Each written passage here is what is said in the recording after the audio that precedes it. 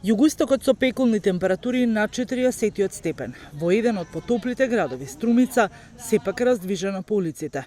Граѓаните велат она кое мора да се заврши не е тешко и жешко, а повозрастните тераат рутината на прошетка по градскиот парк. Велат нам повозрастните не ни е толку тешко, вам младите ви е пожешко.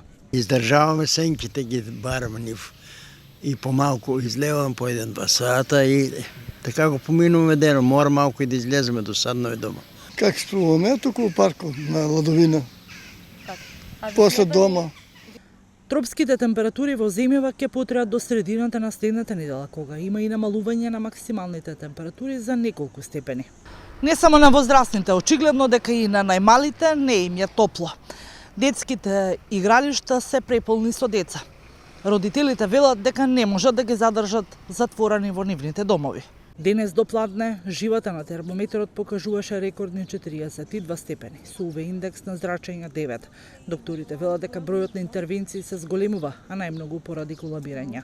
Особено да внимаваат трудниците, бидејќи енормно високите температури можат да создадат дополнителни проблеми.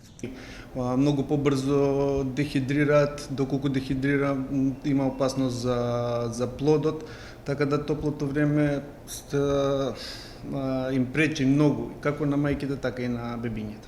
Комисијата за следење на ефектите од високите температури при Министерството за здравство соопштува дека во континуитет ја следат состојбата и по потреба ќе предлагаат мерки и активности за минимизирање на евентуалните штетни ефекти од високите температури.